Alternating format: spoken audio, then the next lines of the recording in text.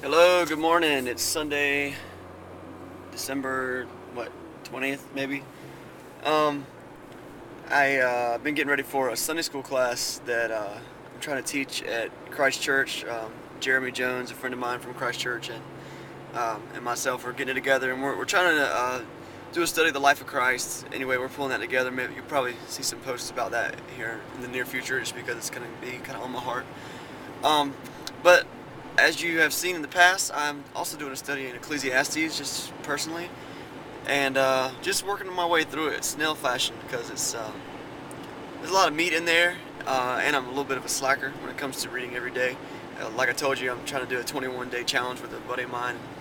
I don't know if I told you this. If one of us misses a day of our 21 days, we have to both start over.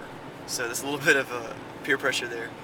Anyway, reading in Ecclesiastes 8, I think it was 8 this morning, um, came across the passage, and it talks about this. It says that uh, this too I find meaningless, that the things that should happen to wicked people happen to righteous people, and the things that should happen to righteous people happen to wicked people. And it just really struck a chord with me that the guy that I met with this morning, Jeremy, he just had a whole slew of bad events happen in his life. If you know Jeremy and his wife's story, you understand that. But it's so in talking to him, I just mentioned that passage. I was like, hey man, I thought about you when I read this, and he said, yeah, that's interesting. Kind of like just made a mental note of it. But this is what he said. He's been meeting with another guy from our church who has had his share of hard times. Um, this guy said this: we need the faith of people like Shadrach, Meshach, and Abednego, who, as they faced their certain demise through not worshiping, Nebuchadnezzar and all that, they said, basically, I'll do this. I'll worship my God no matter what, even if it means that I'm going to die. And I think sometimes we want the faith of David, of like a David, or like a, even Peter, who had Jesus right there with him,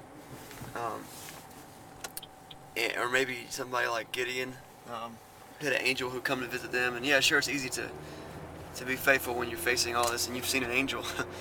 um, and even their faith is huger than probably the stuff that we face daily.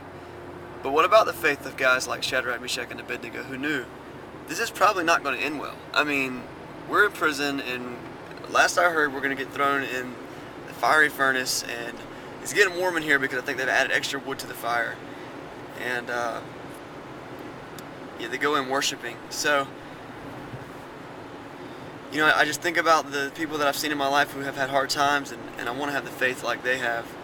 I want a challenge for you and for me to be like this. Let's have the faith of Shadrach, Meshach, and Abednego, of Daniel, who said, I'm going to pray. I'm going to pray openly, and I don't care who sees me, because my faith is bigger than that.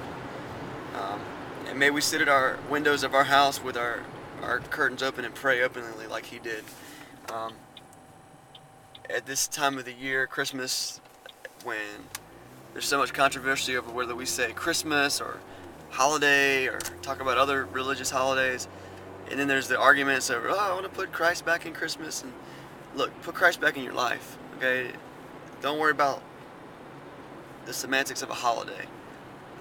Let's worry about the semantics of your soul, and is his name imprinted firmly on your heart or not? And if it's not, consider it. And if it is, stand up against the opposition that we have and say, listen, my faith is bigger than knowing I'm going to win all the time, than knowing that my God is going to deliver me from my trials. Because being redeemed is not about being delivered in this life from our oppressors. Being redeemed is about being delivered from sin. So anyway, that's the thought I had. It took me a little while to say it. This is going to be a longer post than others have been.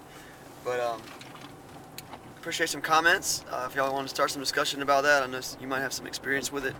I'm pulling into my driveway right now to pick up my kids and my wife for church, so we're headed back that way. Oh, and I cannot go without mentioning this. maybe you caught the Dallas Cowboys and New Orleans Saints game last night. It was phenomenal, and if you're a Saints fan, I apologize for the whooping that y'all got last night. I wasn't there, but I watched it on the internet. I gotta tell you, I'm wearing my Cowboys scarf. Alright, peace out. Love Jesus. See you. Bye.